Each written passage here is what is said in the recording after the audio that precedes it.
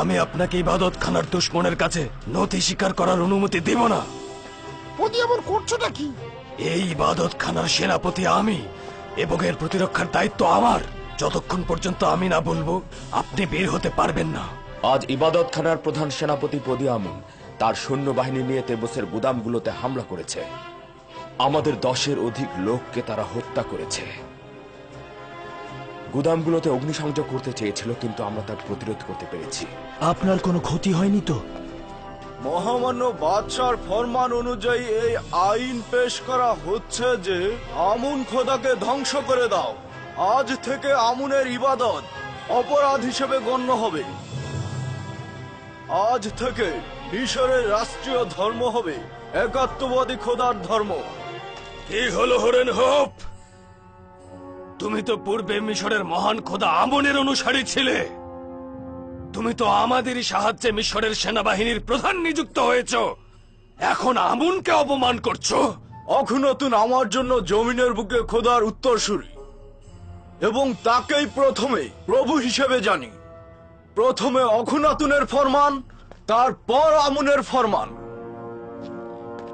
আমার রক্তপাত করার কোনো ইচ্ছে নেই, কিন্তু আমাকে যদি বাধ্য করো এই কাজ করতে দ্বিধা করব। ইবাদতখানার লস্কর এবং প্রহরীগণ খোদাগণের শত্রুদের প্রতিহত করবে, এবং তোমাকে এই ইবাদতখানায় প্রবেশের অনুমতি দিব না। মহামান্য বাদশাহ আমাকে আদেশ দিয়েছেন যেন ক্রোধকে দমন করে রাখি, এবং যদি বাধ্য না হই কোনরূপ রক্তপাত না করি। আমি চাইছি তুমি আত্মসমর্পণ করো। আমি চাই না বেগুনাহ লোকদের রক্ত দ্বারা ইবাদতখানার আশেপাশের রাস্তাগুলো ভেসে যাক। ইবাদতখানার আঙিনায় কারো ঘৃণা প্রকাশের অবকাশ নেই। তোমার উপর খোদাগণের লানত এবং আমনের গজব নাজিল হবে। আমনকে অবজ্ঞা করার দুঃসাহস কারণই নেই।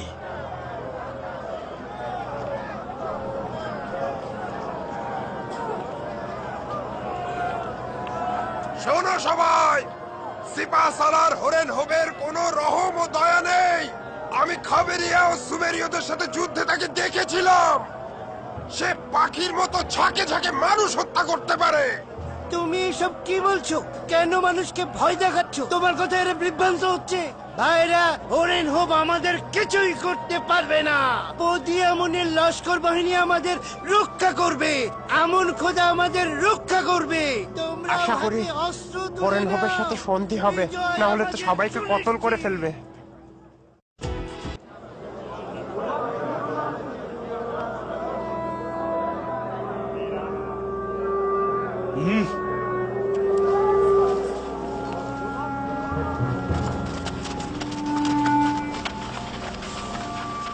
আলকাত্রা ঢালো।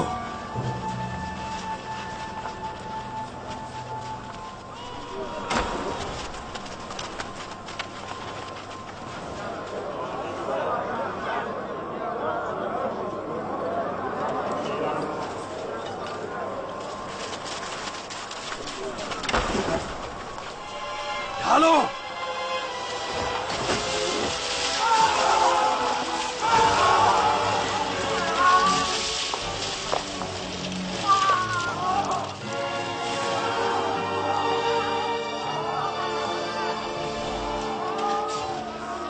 তোমার লস্করদের নিয়ে এখান থেকে চলে যাও হরেন হোপ। তীরন্দাজগণ,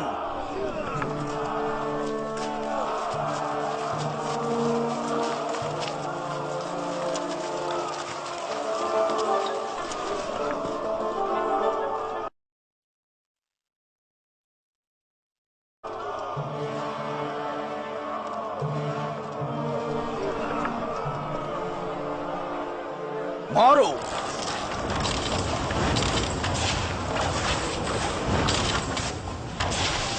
তীরন্দাজগণ, মাথা উঁচু করা মাত্রই মারবে। ঢালো।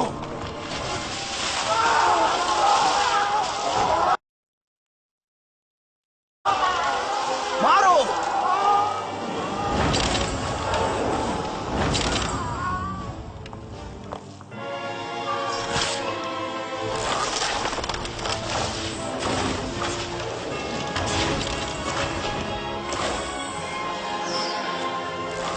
মারো।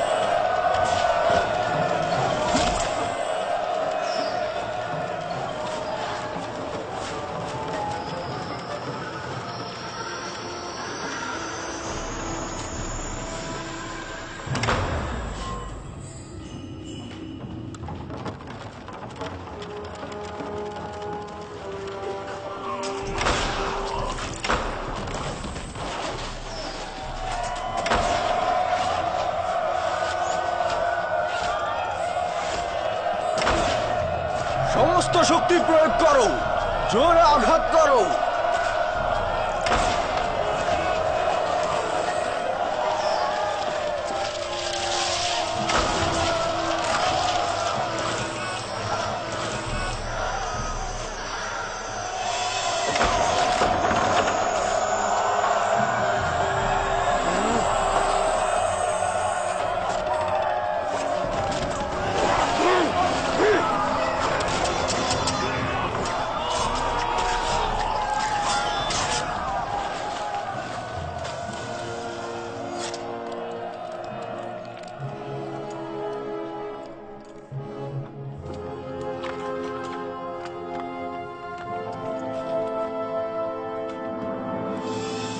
যদি প্রথমে নতি স্বীকার করতি, আমার সৈন্যদল জখম আঘাত না করতি, সম্ভবত বেঁচে থাকতি।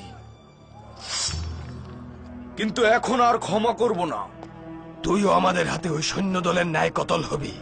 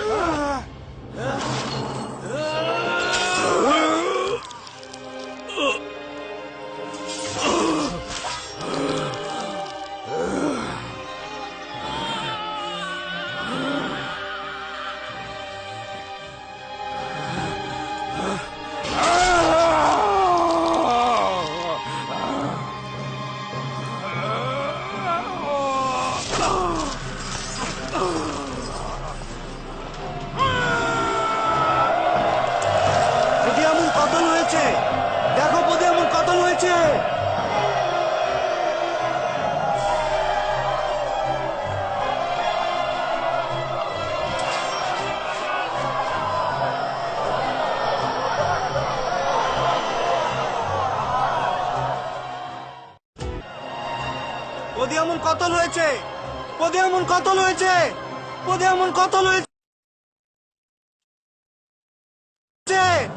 পদিয়ামুন কতল হয়েছে। তুমি থামো, আপনারা শান্ত হন। এই অবস্থা থেকে জনাব অজ্ঞামোহরী শুধু আমাদের রক্ষা করতে পারে। তাহলে তাকে নাজাত দিচ্ছ না কেন? নাজাত দাও তাকে। হ্যাঁ হ্যাঁ হ্যাঁ,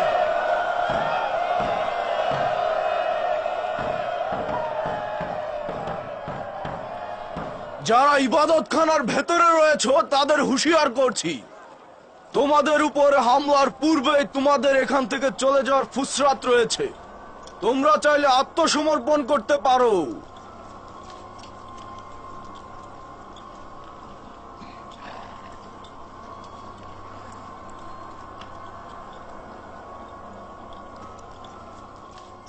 পদিয়ামুনকে কতল করা হয়েছে। প্রদিয়ামনকে কতল করা হয়েছে। পদিয়ামুনকে কতল করা হয়েছে। দরজা খোলো।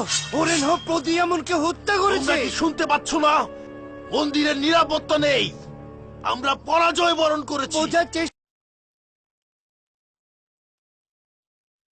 করো, জনাব অজ্ঞামোরকে আজাদ করে দাও। তিনি আমাদের এখন রক্ষা করতে পারবে। প্রদিয়ামনকে কতল করা হয়েছে। শুনতে পাচ্ছ? প্রদিয়ামনকে কতল করা এবার হয়েছে। শুনে খোলো। প্রদিয়ামনকে এখনই কতল দরজা করা খোলো। হয়েছে। চলো, প্রদিয়ামনকে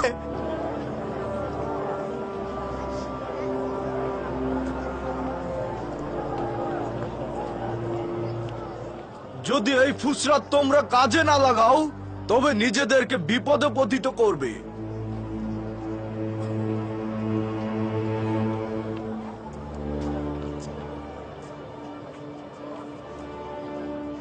যদি হামলার ফরমান দেই তবে কেউ নিরাপদে থাকবে না।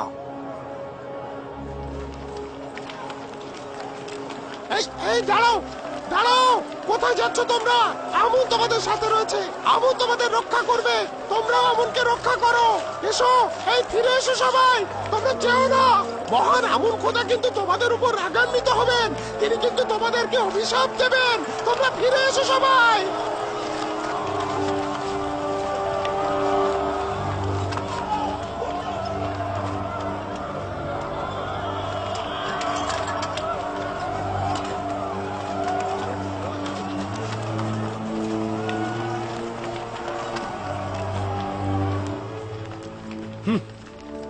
আমনে আভিজাত্য শক্তিমত্তা কোথায় গেল?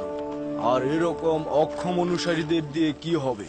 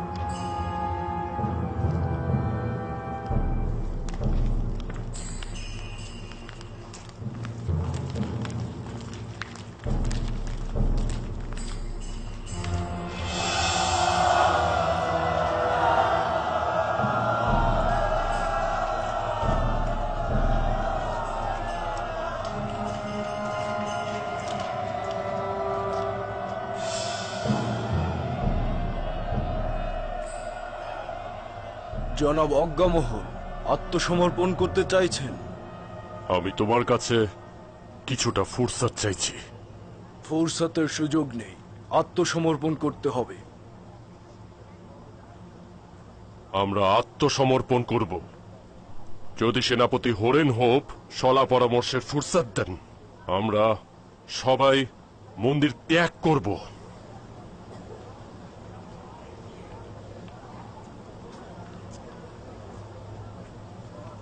জনাব অজ্ঞামোহরের সম্মানে অপেক্ষা করছি।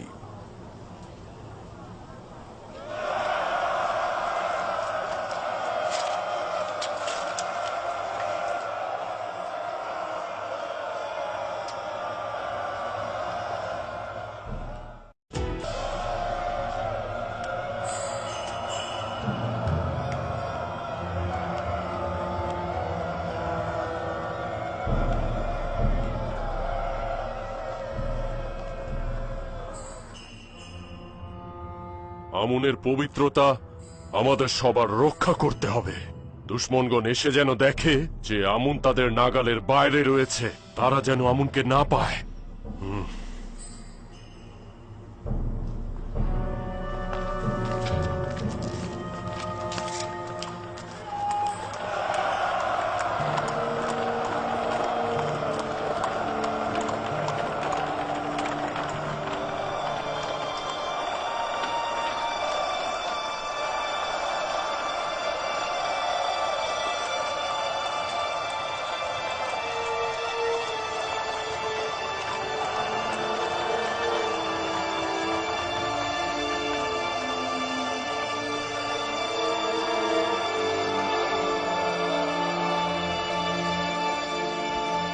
কি হয়েছে? কিছুটা ফুরসাদ চেয়েছে, তারপর আত্মসমর্পণ করবে। এই অজ্ঞামোহর কিন্তু খুবই ধূর্ত একজন মানুষ।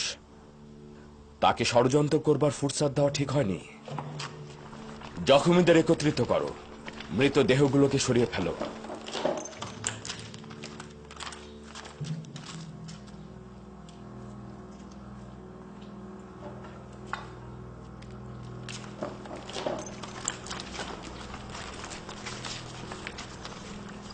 তোমাদের আমুন খোদাকে ধ্বংস করতে এসেছি।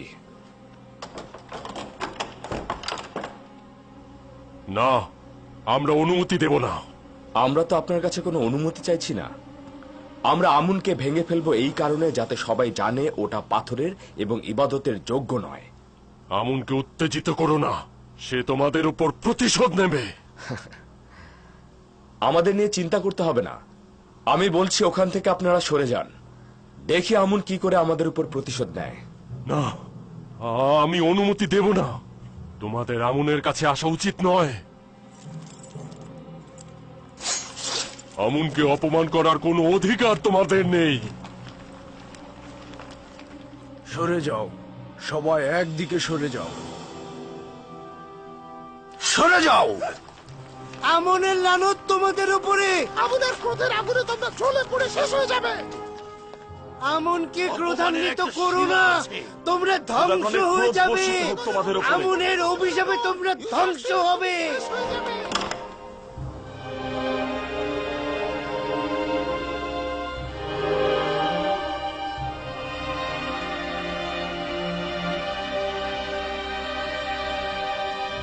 আমুন নেই?